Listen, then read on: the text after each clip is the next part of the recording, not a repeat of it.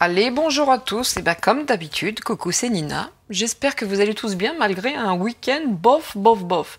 Hein, pour moi c'est dimanche soir, pour vous ce sera demain matin pour le petit-déj. J'espère quand même que malgré ce week-end pluvieux en région parisienne, tout se passe bien pour vous et qu'il a fait beau chez vous et que vous avez pu profiter en famille. Et oui, ça commence, hein, ça va trop vite dans le cerveau et après ça fait bégayer, comme d'habitude.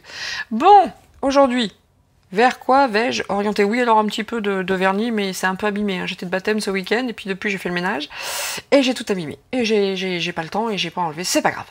On ne va pas se focaliser sur les angles. Donc oui, aujourd'hui, chose promise, chose due, je vais orienter cette première voyance ou guidance, comme vous le souhaitez, vers Jean-Baptiste Poquelin, dit Molière.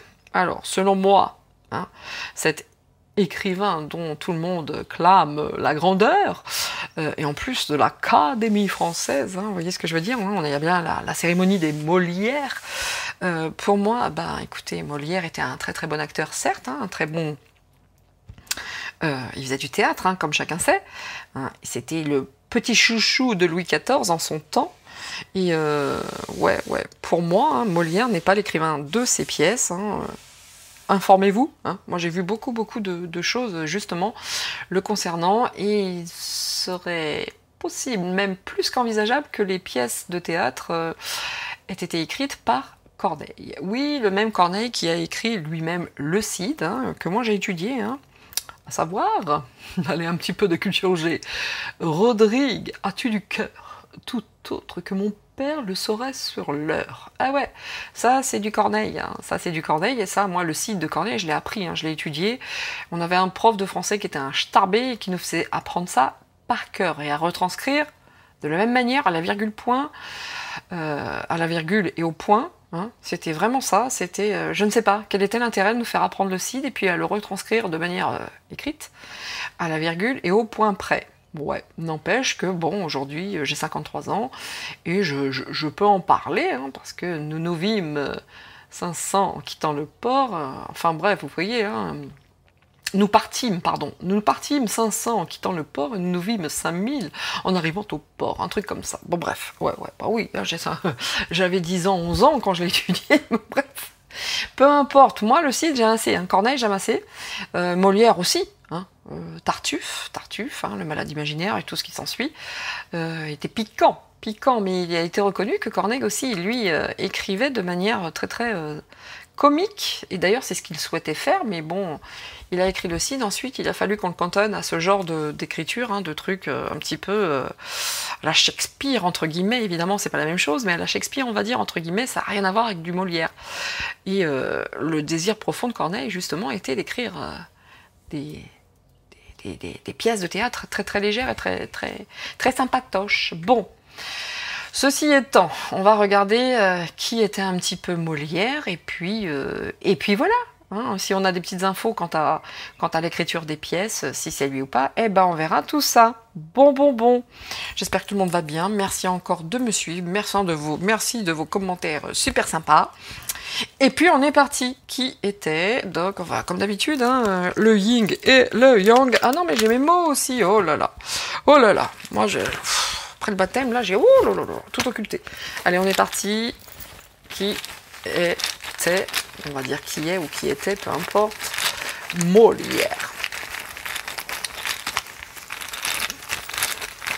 J.B. Poquelin. Jean-Baptiste Molière.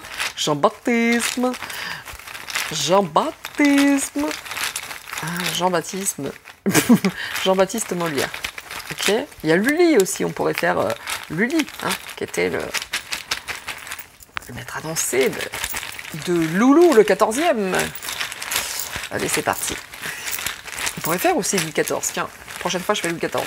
Peut-être pas tout le temps, parce que, bon, peut-être que pour certains vous ne serez pas intéressés, mais en tout cas Louis XIV, ça peut être une très très bonne idée de tirage. Après Molière, Louis XIV. C'est parti. Molière.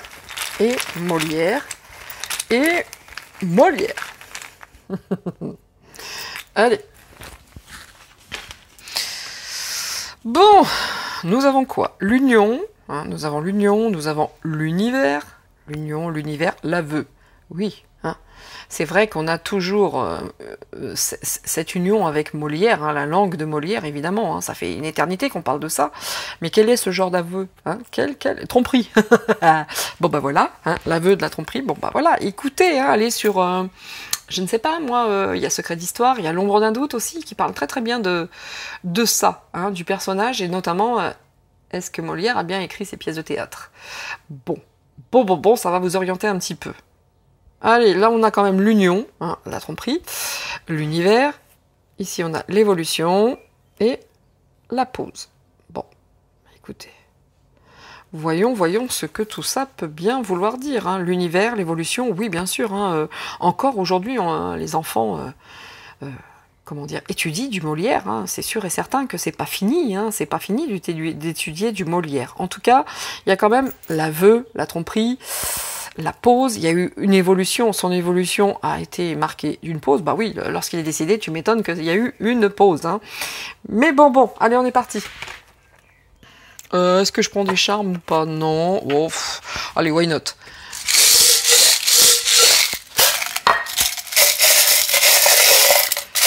Comme d'habitude, hein. Toutes mes confuses pour le bruit. Qu'est-ce qu'on a sur Molière?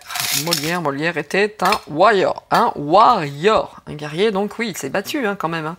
Faut savoir qu'au tout départ, les pièces de théâtre, c'était pas du tout ce qu'on connaît aujourd'hui. Hein. Ils allaient dans les villages, les machins, les trucs, et puis toute la troupe suivait, et ça se faisait aussi dans des conditions plus que douteuses. Hein. C'était compliqué d'être un comédien à cette époque, hein. Très très très difficile. Hein. En attendant, il avait quand même cette couronne, vous voyez la couronne de Louis XIV qui est là. Donc je pense que ce warrior, quand même, dans sa vie, a eu cette chance incroyable et infinie d'avoir un monarque absolu, un vrai, hein, pas votre Seth. Hein. Il avait quand même ce monarque qui était là et qui l'a beaucoup aidé, 2 fois, fois 2, qui lui a permis une souveraineté, puisque là on a la couronne, on a encore cette notion de souveraineté. Bon, bah, si Molière a eu le succès qu'il a connu, il peut vraiment remercier Louis XIV. Il peut vraiment lui dire merci, parce que alors là, sur ce coup-là, vous avez la couronne ici, donc cette souveraineté, il peut dire merci loulou, d'accord? Voilà. Ici, on a quoi? On a la grâce, tu m'étonnes, par la grâce du roi. Par la grâce de Louis XIV, il a pu s'envoler, hein. Il a pu être ce qu'il était ici avec les charmes, il a pu être le comédien que tout le monde connaît. Parce que est-ce qu'il était écrivain? Je ne pense pas, mais en tout cas, la comédie, évidemment, qu'il l'était. C'est lui qui jouait hein, sur scène, hein, d'accord? N'empêche, regardez ici quand même, hein, encore une fois, on a le masque. Je suis bien désolée, mais si lui, il a écrit ses pièces, pas vraiment. Hein, la tromperie, on l'a ici, d'accord? L'union qu'il avait, ben oui, bien entendu qu'il avait cette union grâce à la couronne de Louis XIV, bien sûr. Qu'il soit un warrior, aucun doute. Le diamant, c'était un très bon comédien, hein. Ça aussi on peut pas lui enlever. Hein. Ça c'était fun quand même. Bon, il aimait aussi le côté... il était posé, hein, il était équilibré quand même, hein. Il était bien ancré, encore une fois, grâce au 14e. Parce que lui, il avait un petit côté paresseux selon moi. Hein. Il aimait bien un petit peu... pas plus, hein. Bon, si on peut se poser un peu, c'est cool, voyez. Il a eu beaucoup d'obstacles, hein. Ça arrivait vite en plus, hein. Enfin, ça n'a pas été facile pour lui hein, de prendre la route comme ça, cette notion de prendre la route, hein, c'était pas évident. Mais instinctif, un petit filou pour moi, un petit malin, hein, le chat là qui attend le bon moment, etc. Bon, pour moi c'était un petit malin, hein, le petit Jean-Baptiste. Jean-Baptiste, t'étais un petit malin. Allez, on y va. On va regarder maintenant. Bon, évidemment, c'est ce genre de tirage, on va pas se mentir, ça va pas durer longtemps. Hein, on verra bien ce que ça nous dit. C'est parti pour Jean-Baptiste Poquelin dit Molière. Qui était ce monsieur? Allez, c'est parti, Molière.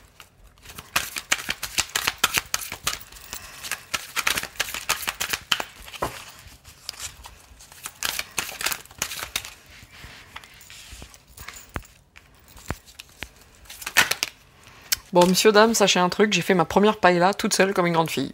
Oui, je sais, je raconte ma vie, mais moi j'aime bien. Hein, moi j'aime bien. J'ai fait ma première paella tout à l'heure. Nous verrons.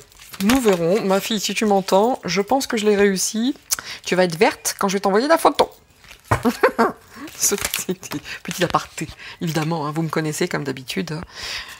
Petit aparté. Oh, bah ça fait beaucoup ça. Non, non, c'est beaucoup trop. Beaucoup trop.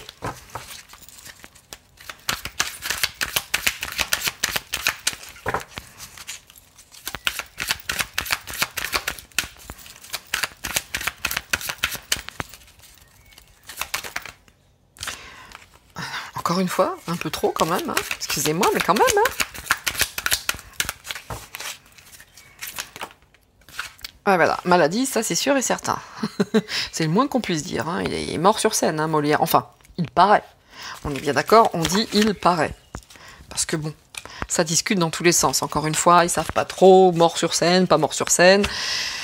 Bref, en tout cas, il n'a pas vécu très vieux. À l'époque, d'ailleurs, on ne vivait pas super vieux. Alors ici, on a quoi? Oh, l'attaque du sort, la douleur, la lamentation, les plaintes, les pleurs, les chagrins, les désespoirs. Ok. Ici, on a quoi? Les révélations, hein, vous voyez, par rapport à l'écriture, hein, il y a quand même, regardez, les révélations, les explications, les aveux, déclarations, et le but de dévoiler. Bah oui, évidemment, évidemment. Et là, on a quoi? On a bonheur en famille, succès mondain, mais tu m'étonnes. Mais tu m'étonnes. Bon, je vais traduire ça après, hein, comme d'habitude, vous le savez, mariage heureux. Il se dit qu'il était marié à sa nièce. Et juste après, on a le désordre, le libertinage, l'inconduite. Et oui, c'était complètement ça à cette époque. Ouais, c'était vraiment ça. Bon, il ne devait pas déroger à la règle. Hein. Ok, c'était une époque qui était comme ça. Interruption des soucis. Bah, tu m'étonnes, il est décédé. Ici, on a quand même les forces du mal, les attaques du sort, la douleur, les lamentations, les chagrins, les désespoirs. Oui, pour ceux pour qui il va y avoir des révélations, des aveux, des déclarations, ça sera pas top de chez top. Hein. Ceux qui sont profondément amoureux de Molière et de tout ce qu'il inspire, à savoir la langue de Molière, ouais, bah de savoir qu'il n'a pas écrit tout ça, que c'est Corneille qui l'a fait, en tout cas, ce n'est pas lui. Bon, il y en a certains qui ne vont pas aimer. En attendant, ce monsieur, pour lui, c'était très dur, très dur. La vie de comédien, la troupe, se balader à droite, à gauche, partout, comme il l'a fait, c'était quand même pas à l'époque facile pour lui. Hein. C'était très compliqué. Il y avait beaucoup de douleurs, mais ici on voit hein, que c'était très dur. Hein. C'était compliqué sa vie de comédien au départ. Mais par la suite, on voit qu'il y a eu cette révélation, cette déclaration, oui. Du jour au lendemain, il a été pris sous l'aile de Louis XIV, et là, ça a été beaucoup mieux, bien entendu. Pourquoi? Parce qu'il était protégé par Louis XIV. Je vous informe que le premier garçon de Molière, donc le premier-né, le parrain n'était autre que Louis XIV. Donc ça, c'est bon à savoir quand même, parce qu'il était très protégé par ce monarque, et grâce à Molière, Louis XIV faisait passer des messages notamment à sa mère et au prélat de l'époque qu'il ne supportait pas. Et il envoyait des petits messages comme ça grâce aux pièces de théâtre de Molière. Il l'incitait, notamment dans Tartuffe, hein, il l'a incité à parler des prélats, mais qui restaient que des hommes. Hein, vous voyez, on a beau être prélat, on n'en reste pas moins homme.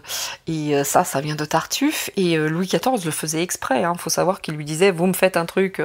bon, je parle comme aujourd'hui, hein, mais Louis XIV lui demandait une pièce justement pour mettre en avant que les prélats, donc les curés et tout ce qui s'ensuit, étaient des hommes. Et ce qui passait très mal à l'époque. Et puis...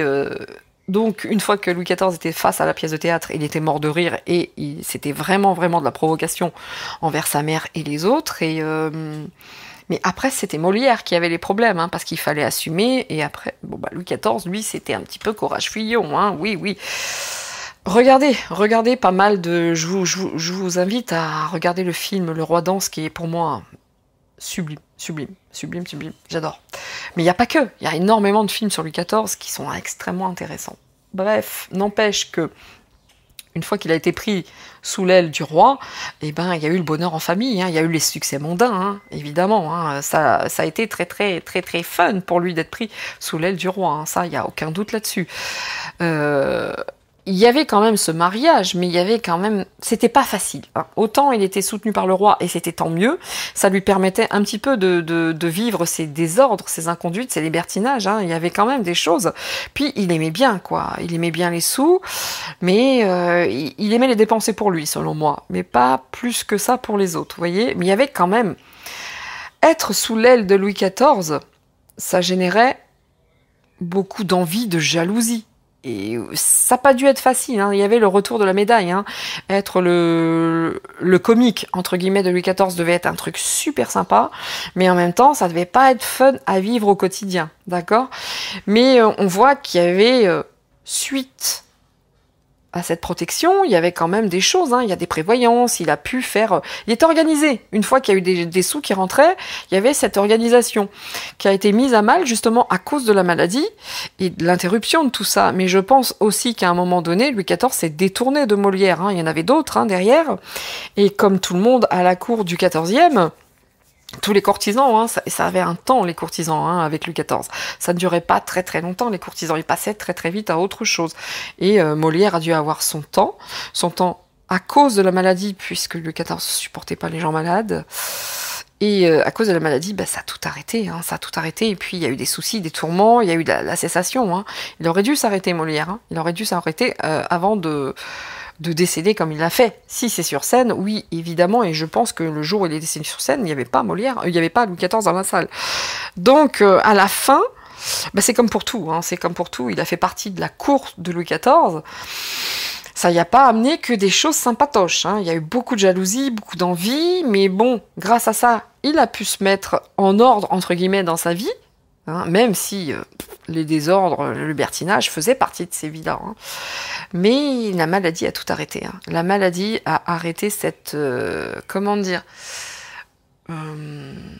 l'admiration que lui portait Louis XIV. Ça a tout arrêté. Hein. Quand il a été malade, je pense que là, Louis XIV s'est dit, mais non, mais il m'énerve l'autre, a toujours toussé. Avait-il un Covid? Ah, je vous le demande. Parce que il avait son cef, mais... Allez, on continue. On continue. C'était fun d'avoir été soutenu par Louis XIV, certes. Hein. De toute façon, Louis XIV savait s'entourer. Hein. Louis XIV savait vraiment s'entourer. Hein. C'était pas Tocarland, hein, comme je dis. Hein. On était sur du lourd. Hein. On était sur du lourd. Hein. Je ne dis pas que tout ce qu'il a fait, Louis XIV, était sublime. En tout cas, il nous reste quand même le château de Versailles. Et quand on parle du château de Versailles, bien entendu, on l'associe évidemment à Louis XIV, et après par la suite on l'associe aussi beaucoup à Marie-Antoinette. Mais Marie-Antoinette, je ferai un tour. Alors là pour moi ça sera fastoche, je connais par cœur. Mais c'est vrai que voilà, quel est l'autre monarque qui a laissé un tel patrimoine à la France? On a Napoléon, certes. Je ferai un tirage aussi sur Napoléon. Ouais, je vais orienter des petits tirages comme ça sur des figures de l'histoire parce que toujours les Darkmen, hein, on va dire, ça va 2 minutes, hein, mais fatigue aussi, hein, faut être honnête. On va un petit peu diversifier. Bon, ici, on a quoi? Donc on a ici Molière qui est sorti en consultant.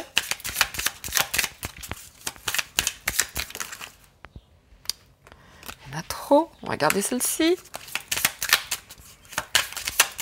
Ok, voilà, le lien, hein, le palais, le lien, là, vraiment, il était très, très soutenu par le roi. Hein. Il était vraiment très, très soutenu par le roi. Il y avait beaucoup, au départ, Louis XIV, par rapport à ses cartes, était très, très attaché, vraiment, il était très attaché à Molière. Hein, là, c'est le palais, là, c'est vraiment le palais, donc à savoir Versailles. Ici, il y a de l'amour, il y a vraiment des choses. Hein. Bon, il s'en passait aussi des choses à Versailles, hein, on va pas se mentir. Hein. Ouh là là là là, hein, le libertinage hein, qu'on a ici, on a le libertinage, on a le désordre, l'inconduite, la dissipation. Évidemment, ça le redit ici, c'était oh là là là là là là là. Hein. Puis on peut pas dire que Louis XIV était un roi fidèle, pas du tout. Hein. Hein, je vais être vulgaire, mais alors c'était un grand GTS, grand détraqué sexuel, comme disait mon frère. Un grand détraqué sexuel. Il sautait sur tout ce qui bouge, hein, on va pas se mentir. Ah non, c'était le roi, et à ce titre, il sautait sur tout ce qui bouge. Mais c'était dans les mœurs de l'époque. Hein. Molière, pareil, c'est la même chose. C'est la même chose. Vous voyez, il y avait de la tromperie, hein, il y avait de la tromperie, hein, ça c'est sûr, en tout cas, tromperie, aveu. C'est pas lui qui a écrit ces pièces, selon moi. Hein. Allez vous informer. Voilà. Donc, lui, il est là, on lui dit quoi? Il fallait quand même faire attention. Hein. Il était là, mais c'était, même s'il a fait partie de la cour de Louis XIV et de manière rapprochée, on va dire, hein, parce que quand on a quand même le roi qui est le parrain de son fils, évidemment, c'est qu'on traîne quand même un petit peu avec le roi, hein, on est bien d'accord. Mais il était toujours il fallait faire très très attention, il fallait rester très très prudent, toujours. C'était une bénédiction pour lui, et en même temps, c'était très très lourd à porter. Hein. C'était très très lourd, hein. C'était pas la teuf tous les jours. Hein. C'était pas facile hein, d'être le chouchou de Louis XIV, hein. D'accord? C'était pas facile d'être le chouchou du roi Soleil. Hein. Ici, qu'est-ce qu'on me dit? Vous voyez, il était toujours à très très faire attention à ce qu'il disait, pardon. Il était dans la modération, dans la sagesse. Hein. Il fallait faire très attention pour ne pas heurter la sensibilité de Louis XIV, qui était déjà très très à fleur de peau, selon moi. Là, il était encore une fois très difficile d'être à la botte du roi et en même temps de le rester. Et ça, il en était bien conscient. Mais il était toujours, on va dire, sur la défensive. Est-ce que ça, je peux le dire? Est-ce que je peux pas? Est-ce que je peux faire ci? Je peux faire ça? Donc, en fait, lui, par lui-même, il était très, très compliqué qu'il puisse s'épanouir totalement en qualité d'acteur. Il fallait être très, très prudent. Parce qu'au départ, je le rappelle, Louis XIV regardait toutes ses pièces. Toutes. Et je crois que même quand Louis XIV avait été au château de Vaux-le-Vicomte pour pour la soirée de Nicolas Fouquet, pardon, il me semble bien qu'il y avait déjà une pièce de Molière. De toute façon, Nicolas Fouquet, c'est celui qui a déniché, mais là, de manière certaine, tous les talents de l'époque. Le nôtre, le vôtre, le veau. Enfin, c'est vraiment Nicolas Fouquet, surintendant des finances de Louis XIV au départ, était un grand politique man, vraiment. Hein, il aurait toute sa place aujourd'hui parce que on était sur quelque chose de lourd, hein, Nicolas Fouquet. Mais déjà à l'époque, il avait repéré Molière, et quand il y a eu la soirée au château de Vaux-le-Vicomte, où Louis XIV s'est rendu avec sa mère, bon, là, Nicolas Fouquet s'est mis une balle dans le pied. Mais il avait déjà tous les meilleurs, hein, que ce soit les architectes, les décorateurs, les peintres, il avait tout le monde. Et Louis XIV, il a tout piqué à Fouquet après, hein, d'accord? Bon, bref, petit aparté. On dit que là, il était malade. D'accord. Même en amour, c'était pas top, hein, que ce soit le roi ou Molière, il était malade. C'était un homme qui avait une pathologie. Il était malade, ok. Ça devait se répercuter sur le couple, sur l'amour, enfin bon, bref.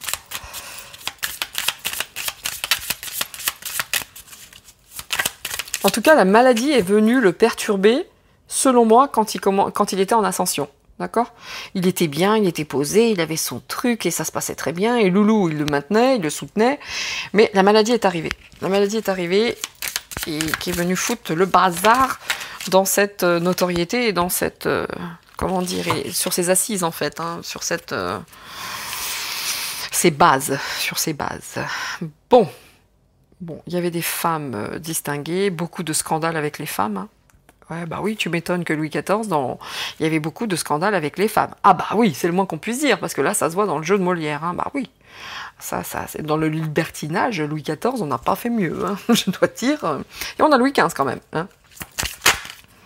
Voilà. Vous voyez, pour garder la confiance du roi, ici, c'était toujours très difficile. Il fallait être très modéré, il fallait être sage, il fallait être patient, il fallait faire très attention à ce qu'on disait. Encore une fois, là, c'est compliqué. C'est le retour du bâton. Hein. C'était très difficile pour lui parce que Loulou avait Louis XIV avait vraiment cette manière de voir les choses et il pouvait pas s'éclater. Moi, je suis désolée, pour moi, Molière n'a pas pu être le comédien qu'il souhaitait, n'a vraiment pas pu s'éclater de la manière dont il souhaitait. En tout cas, c'était bien, mais il marchait sur des œufs non-stop. Jean-Baptiste. Puis vous voyez, là, il y a un prélat aussi. Il fallait faire attention par rapport à ce qu'il faisait. Vous voyez, je vous en parlais tout à l'heure. Là, il y a le prélat. Il a fait Tartuffe, où Tartuffe, il met vraiment en avant les faiblesses des curés et puis de tout ça, quoi, hein, du clergé. Et il fallait faire très très attention, il fallait être très modéré. C'était compliqué pour lui. Ah, non, mais en toute honnêteté, c'était pas le top de chez top. J'aurais pas aimé être Molière, parce que là, on était protégé par le roi, mais attention, ça avait un prix, d'accord?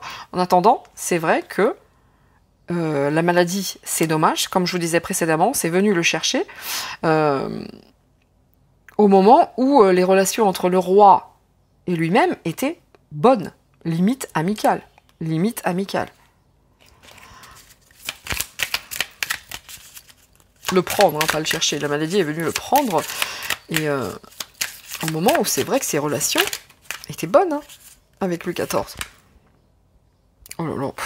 Bon, bah lui, hein, vous voyez, hein, Louis XIV, il est ici. Hein, de toute façon, c'était un petit malin, hein, Louis XIV. Bon, déjà avec les femmes au secours, mais je pense aussi que Molière était la même. Hein, d'accord? Avec les femmes, c'était pas ça, hein, c'était pas terrible. Mais Louis XIV était un petit malin, hein, d'accord? Voilà.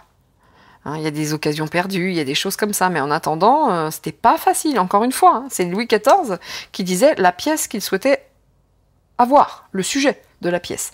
Et là, pour lui, c'était extrêmement compliqué. Hein.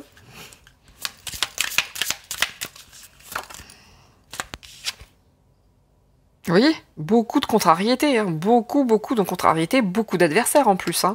Je vous parle pas de la jalousie, hein, il fallait la porter au quotidien. Hein. Parce que tous ceux qui étaient derrière et qui attendaient d'être remarqués par le roi, ils devaient le détester, hein, le Molière. Voilà. Vous voyez, là, ça a commencé à être le déclin hein, quand il a été malade. Hein. Ça a commencé, là, le roi, si vous voyez, quand il a commencé à être malade, le roi a commencé à prendre des distances. Hein. Là, on voyait le voyage, là, mais le roi, selon moi, il a commencé à prendre des distances. Hein, quand Molière est tombé malade. Mais oui, oui. Ne pas être facile, hein, l'histoire. Hein. Pas du tout. Pas du tout. Qu'est-ce qu'on va avoir comme d'autres informations concernant Molière?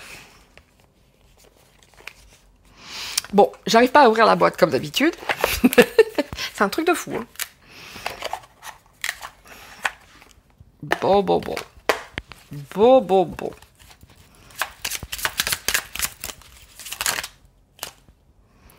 Potentiel exacerbé, certes, mais bon. En acteur. Après, je poserai directement la question. Why not?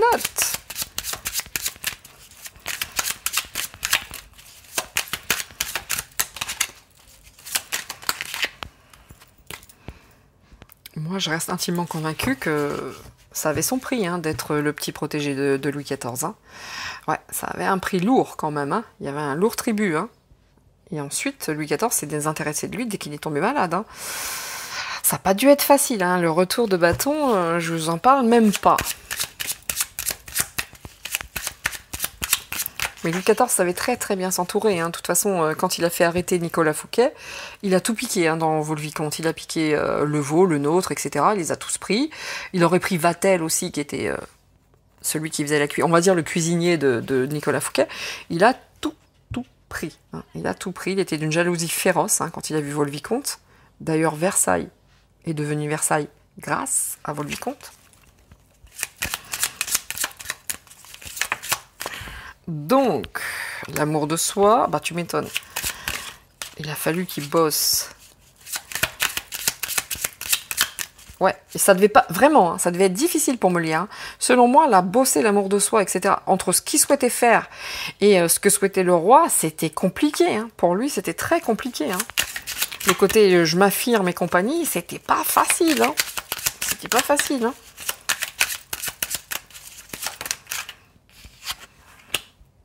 Ouais. Moi, je vous dis, hein, il n'avait pas tout donné. Hein. Quand il est tombé malade, il avait encore d'autres projets. Hein. Il en avait beaucoup, hein, d'autres projets. Hein. Il voulait faire d'autres choses. Hein. Ça l'a coupé en plein vol. Même là, hein, je pense aussi que le fait d'être soutenu par le roi, ça en prenait un petit coup quand même. Hein. Sa fierté, il se disait, ok, moi, bon, je suis un bon acteur, tout ça, mais est-ce que sans le roi, j'aurais pu faire mon trou? Vous voyez, ce genre de choses là, il devait y avoir quand même cette dualité en lui. Hein. Je suis bon, je suis pas bon, ou en fait, j'ai du pot parce que le roi me soutient. Vous voyez, il y a vraiment ça.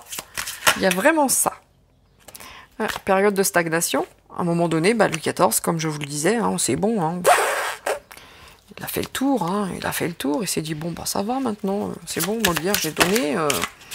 Mais il y avait des périodes où ça fonctionnait pas plus que ça. Hein. Il y avait des périodes où ça fonctionnait pas plus. Il y avait des contrariétés hein, pour Molière. C'était difficile. Hein. C'était très, très difficile de suivre les aspirations profondes de Louis XIV. Hein. C'était tout sauf facile pour lui à l'époque. Hein. Vraiment. Vraiment, vraiment. Hein. Des fois, il souhaitait faire des choses, il pouvait pas, et du coup, il se disait, je suis qu'une crotte. Enfin, vous voyez, par rapport à cette équité, cette dualité, l'amour de lui-même, hein, en qualité de personne, c'était franchement tout sauf évident d'être le chouchou de Louis XIV. Même si ça durait pas, quoi. Enfin, c'était compliqué, hein.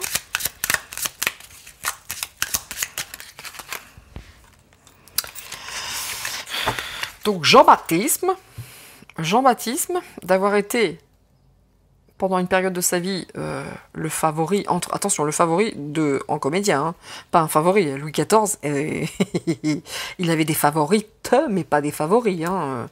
Il n'était pas du tout de ce bord, hein, Louis XIV, hein, je vous le dis tout de suite. Hein. Il aimait extrêmement les femmes, hein, et toutes. Hein. Ah oui.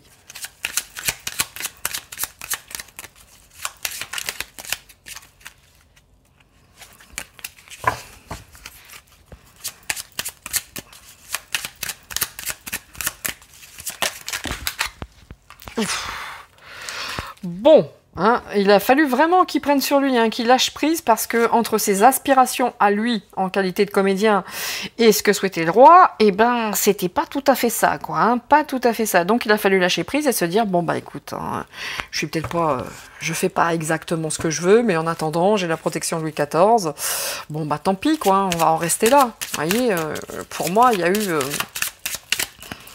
il n'a pas pu s'accomplir comme il le souhaitait. Hein. Il n'a pas pu s'épanouir réellement comme il le souhaitait. Il s'est oublié. Il s'est oublié en qualité de comédien ou d'acteur. Et il a été juste le laquais, entre guillemets, de Louis XIV. Hein. Pour moi, c'était pas la teuf tous les jours. Hein. Ah oui, c'est ça. Hein. Vous voyez, quand il souhaitait aller... Ouais, non, mais la maladie, clairement, la maladie l'a empêché. En plus, au moment où il aurait pu faire d'autres choses, il était sur d'autres projets en se disant, bon, il s'intéresse moins à moi, du coup, je vais être plus libre pour faire les choses.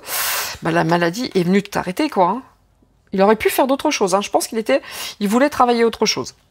À un moment donné, même s'il n'avait plus l'oreille du roi, même la protection du roi, je veux dire, il aurait pu passer à autre chose. Parce que il stagnait. Il stagnait dans un rôle qui de plus en plus lui était pesant. Vous voyez? Et dommage qu'il ait été emporté par la maladie, parce qu'il aurait fait d'autres choses. Et ça aurait été plus facile puisqu'il avait plus Louis XIV sur le dos. Donc, selon moi, la dette à payer, ça a été la maladie, quoi. Il n'a pas pu grandir et s'échapper dans son... Il n'a pas pu évoluer dans sa profession parce qu'il est tombé malade. Et ça, c'était la dette à payer, quoi. Et au moment où il s'est dit, bon, ça va être plus simple, je vais passer à autre chose, il est tombé malade. Et ça a été la rupture. Ici, ouais, chakra sacré, hein, vous voyez. Ouais, et puis il y avait cette histoire de sexe aussi, hein, il y avait des périodes de stagnation parce que c'était du libertinage, hein, il se passait, mais il est occupé ailleurs, hein, on va dire, hein, mais c'était très... Ici, ouais, beaucoup de combats, hein. Vous voyez, avec lui, là, beaucoup de combats. Il a fallu un moment se dire, bon, je suis qui, je suis quoi, je suis Jean-Baptiste, Jean-Baptiste Molière, ou bien je suis Jean-Baptiste Louis XIV. Vous voyez, beaucoup de combats intérieurs, pardon. Beaucoup. Il a fallu lâcher prise, hein, parce que là, il était un petit peu perdu entre lui, ce qu'il est, et puis entre ce que le roi souhaitait qu'il soit. Donc, compliqué la vie de Molière avec Louis XIV. Compliqué. Vous voyez, cette union avec le roi, c'est pas facile. Hein. En plus, il y avait de la tromperie, évidemment. Hein. Au bout d'un moment, quand l'évolution ne fonctionnait plus selon les critères de Louis XIV, vous voyez, là, il y avait tromperie, il y avait pause, hein, il n'en voulait plus, il passait à autre chose, hein, Louis XIV. Hein. C'était le roi. Hein. Donc, c'est pas facile à garder ce rang. Hein. Le pardon. Bon, le pardon. Il aurait bien, ouais. Il aurait bien souhaité un retour du roi, un pardon du roi, enfin, un comeback de Sa Majesté, vous voyez.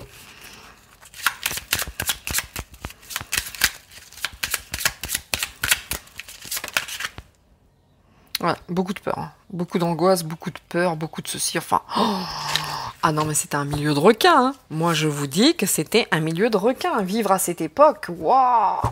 On peut pas dire que, selon moi, si Molière s'est chopé une petite pathologie qui l'a emmené à la muerte, il peut dire merci.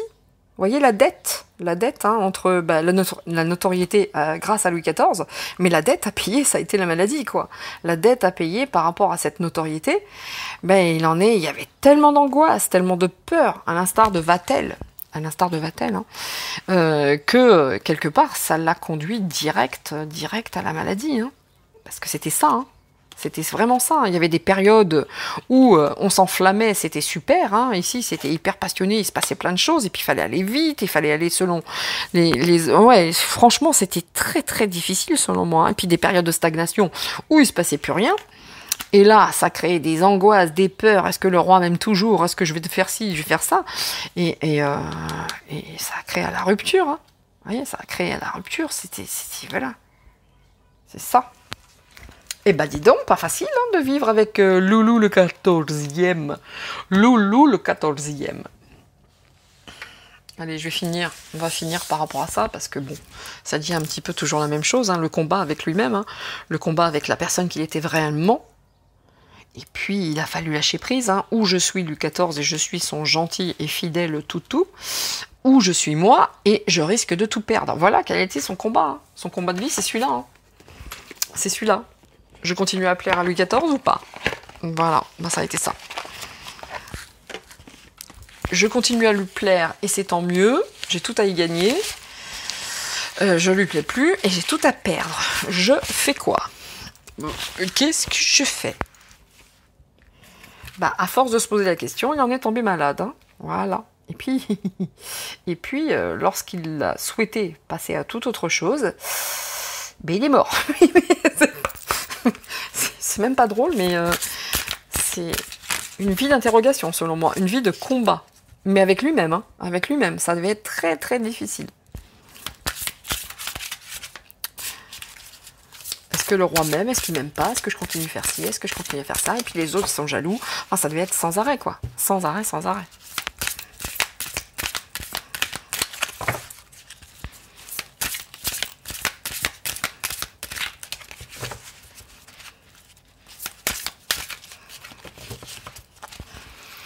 Bon, monsieur, dame. Je vais finir là-dessus. Ici. Je vais aller chercher les cartes moi-même parce que... Ah, vous voyez, hop, hop, hop, hop, hop. Voilà. J'adore cette carte. Belle!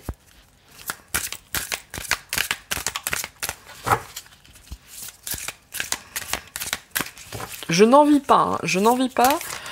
Que moi je le visualise un petit peu, je n'envie pas la vie qu'a pu avoir Louis XIV. Ah, pas du tout. Elles sont magnifiques ces cartes, je les adore.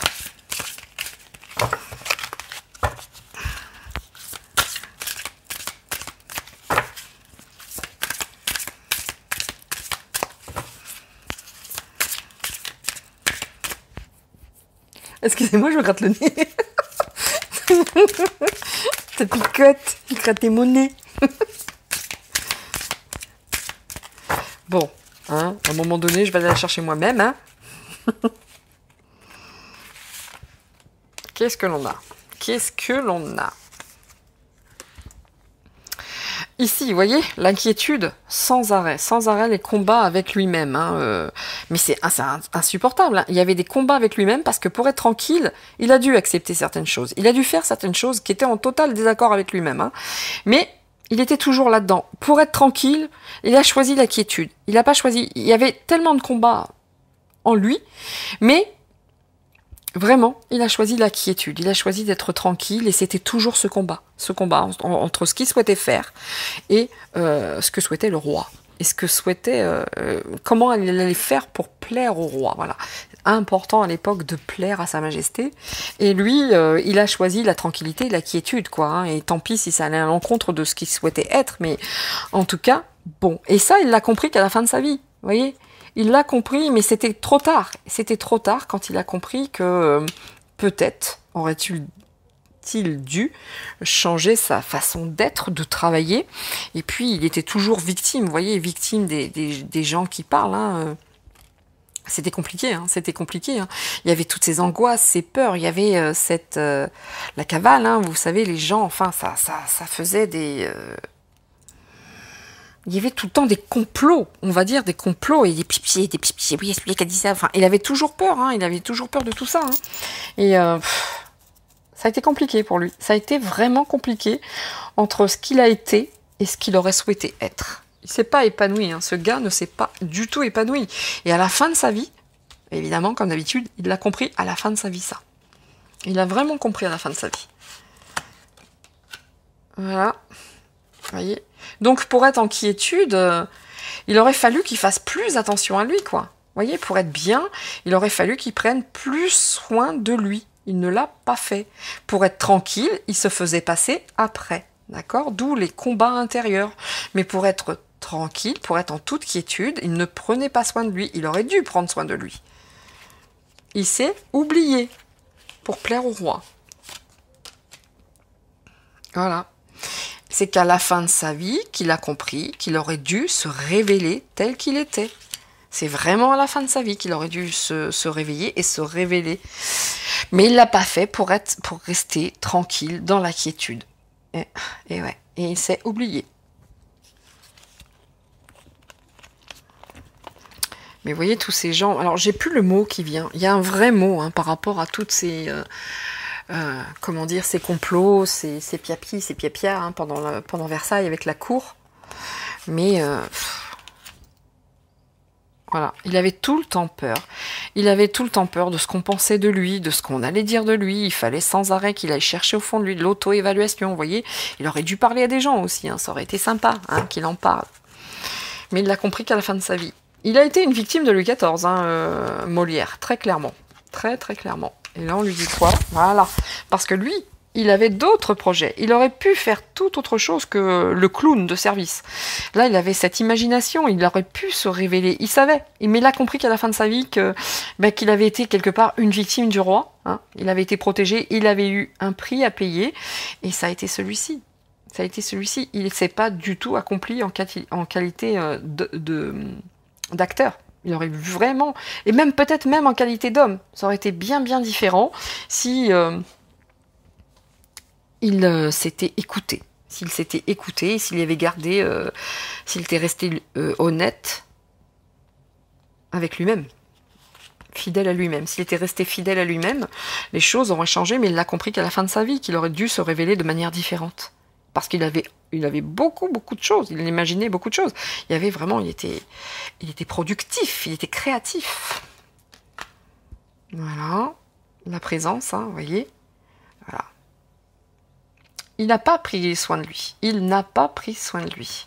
Il était présent, en quiétude, mais il aurait fallu qu'il prenne soin de lui. C'était trop tard. Quand il a compris, c'était trop tard. Il y a laissé sa santé. Hein. Bah dis donc. Bah dis donc. Très sensible, hein. Très très sensible. Hein. Beaucoup de sensibilité, hein. Énormément de sensibilité. Mais évidemment, pour être acteur, il faut quand même une certaine sensibilité. Vous voyez. Mais ouais, beaucoup de sensibilité. Et qu'est-ce qu'on nous dit ici? L'intention, et ouais, il aurait fallu prêter attention à autre chose qu'au bavardage ambiant. Voyez, ça apportait beaucoup de peur, beaucoup de sous-évaluation de lui-même. Hein. Ouais, c'est une victime de son époque, hein, on va dire. Hein. C'est vraiment une victime de son époque, hein, avec ici en dos de deck, des décisions. Vous voyez, il aurait vraiment, il a choisi le confort. Il a choisi le confort que lui apportait. En gros, si je dois conclure, enfin, si je dois clore ce tirage avec un dos de deck, la décision, si je dois donner une conclusion à ce tirage, hein, sans parler pendant des heures de Molière, comment dire, il s'est oublié, il s'est complètement oublié. Face à Louis XIV, il a choisi ce confort de se dire bon bah écoute, je serai tranquille, je vais rester, je vais rester le bouffon entre guillemets, hein, le comédien préféré de Louis XIV. Et puis ça implique ne pas être qui je suis réellement. Mais pendant ce temps, je suis tranquille dans ma démarche parce que ici, avec tout ce qui se fait dans mon dos, les commérages, les ceci, les cela, hein, les intentions de me nuire, etc. Bon, je vais rester tranquille et puis me laisser porter et protéger par Louis XIV. N'empêche que il a mis de côté l'homme et l'acteur. Il a mis de côté l'homme et l'acteur. Il avait bien d'autres choses à faire. Il avait envie de faire d'autres choses. Mais c'était trop tard.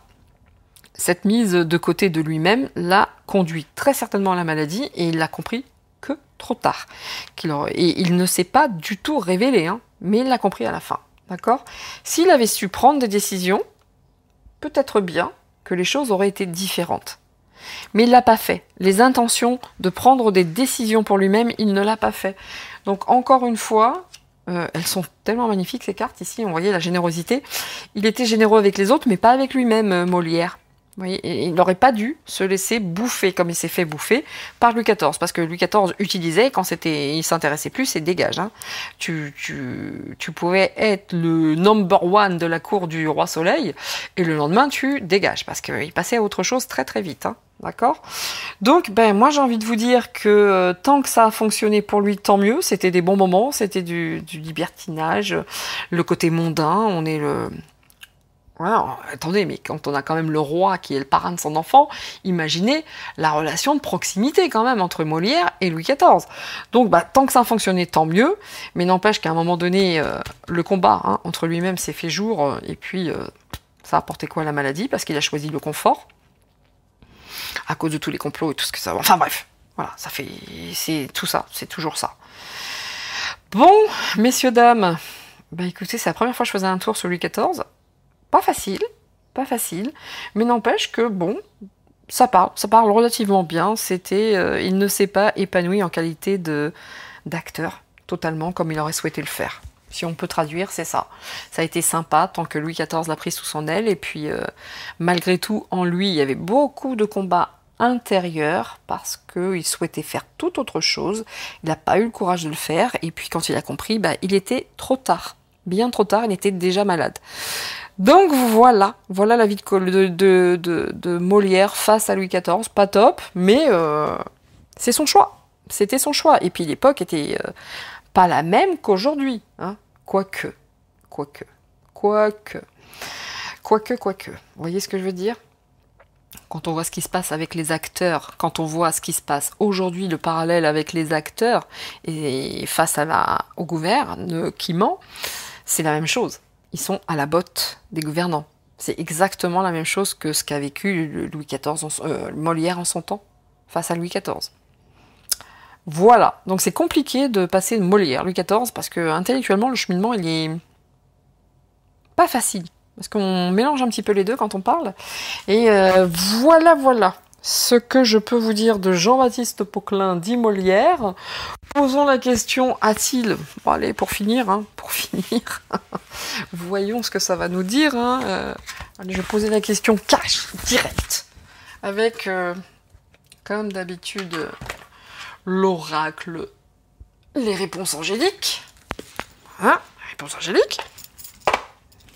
Qu'est-ce que l'on nous dit ? On nous dit quoi ?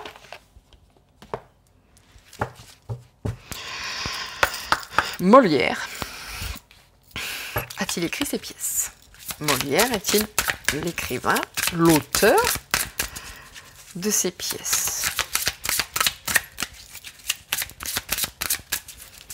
En plus, attention, Louis XIV était quand même un roi qui a gardé à sa coupe sa cour, ses courtisans. Hein. Ils vivaient tous dans le palais de Versailles. Ils vivaient tous parce que comme ça, il avait la main dessus. Hein. C'était un roi qui n'a rien lâché. Il n'a pas donné le pouvoir aux autres, hein, comme a pu le faire Louis XV ou Louis XVI. Hein. Et il a été vraiment le monarque. Et les courtisans, il les avait sous les yeux. Et comme ça, il pouvait bien mieux les surveiller. Hein. Ça, il faut le savoir. Il avait vécu la Fronde, hein, petit. Donc, quand tu vis la Fronde, ça rigole pas. Hein. Il savait ce qu'il voulait. Hein. Il savait ce qu'il voulait. Bon, Molière. A-t-il écrit ses pièces? Je voudrais une carte de manière franche quand même. Molière a-t-il écrit ses pièces? Attendez-vous à un signe.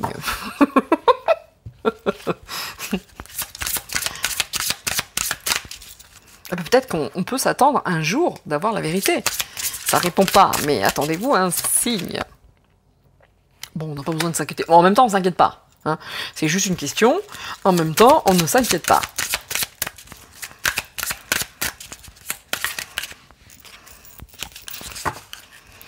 Bon, qu'est-ce que ça va nous dire? Ça va nous dire succès. Écoutez, oui. Il y avait du succès, Molière. Il y avait du succès. Molière a-t-il écrit ses pièces? Succès, ses pièces à succès, nous sommes d'accord. Un oui, un non, ça aurait été fun, mais bon.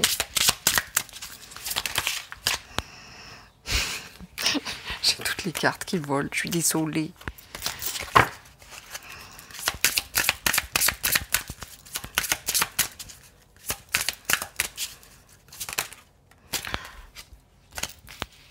Ouais.